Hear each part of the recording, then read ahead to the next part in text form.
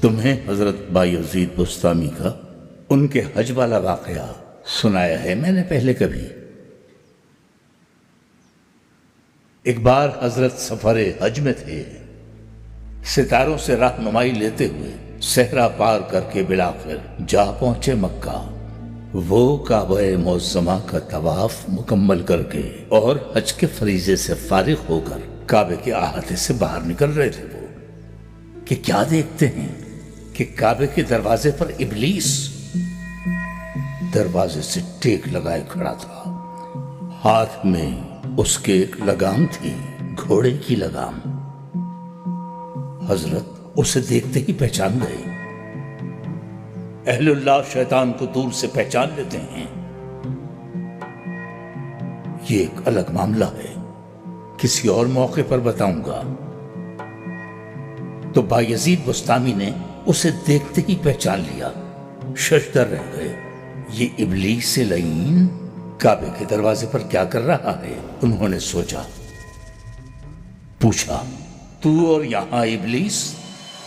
شیطان نے ہاتھ میں تھامی ہوئی گھوڑے کی لگام انہیں دکھاتے ہوئے کہا، میرے بہت سے بندے یہاں طواف میں مشغول ہیں، ان کی واپسی کا انتظار کر رہا ہوں، آئیں گے تو یہ لگام انہیں ڈالوں گا اور ان پر سواری کرتا ہوا جاؤں گا۔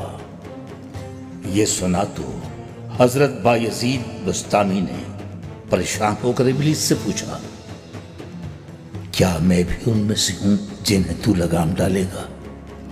ابلیس نے ان پر ایک نظر ڈالی، پھر مسکرایا اور طنزیہ انداز سے ایک زوردار خیخا لگایا اور پھر آہستگی سے ان کے کان میں بولا، تم پر تو میں بغیر لگام کے سواری کر سکتا ہوں۔ ہاں، یہی ایک تلخ حقیقت ہے۔ جاگرے آفندی، تمہاری کیا رائے ہے اس عجیب و غریب مسئلے کے بارے میں؟ نہیں جانتا شیخ محترم۔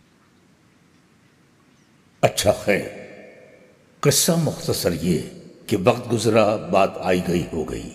حضرت بایزید بستامی اپنے ملک لوٹنے کے لیے مکہ سے روانہ ہو گئے۔ ایک بار پھر وہی دشوار گزار سفر، دریا، صحرا، وادیاں عبور کرتے، سفر کی مشکلیں جھیلتے۔ ایک تیز رو ندی کے کنارے پہنچے۔ انہوں نے اپنا لباس اوپر چڑھایا اور ندی پار کرنے والے ہی تھے کہ اچانک ان کی نظر پڑی۔ ندی کے کنارے ایک درخت کے نیچے ایک بہت ہی بوڑھے اور نابینا، گز بھر لمبی داڑھی والے بزرگ بیٹھے ہیں۔ وہ بزرگ کے پاس گئے، حال احوال دریافت کیا۔ بزرگ بولے، بینائی سے محروم ہوں فرزند، حج کر کے لوٹا ہوں اور پریشان بیٹھا ہوا ہوں۔ میں بوڑھا نابینا اس حالت میں ندی کیسے پار کروں؟ حضرت بایزید بستامی کا دل بھر آیا۔ انہوں نے ایک دم سے اس بزرگ کو اٹھا کر اپنے کندھوں پر بٹھا لیا اور پانی میں اتر گئے۔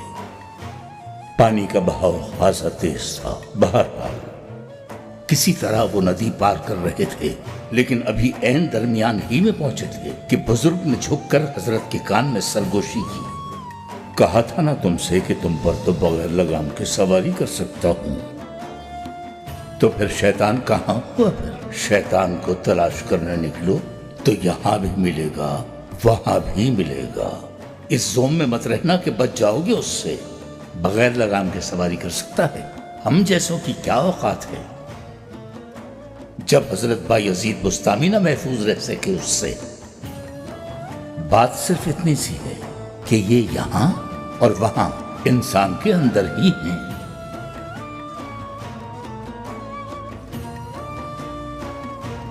قلب مومن را کتابش قوت است، حکمتش حبل الورید ملت است۔ بولو، سمجھ آئے معنی اس کے؟ اسی لیے کہا گیا کہ تلاش کرنا ہو تو یہاں ڈھونڈو نہ وہاں، صرف اپنے اندر تلاش کرو۔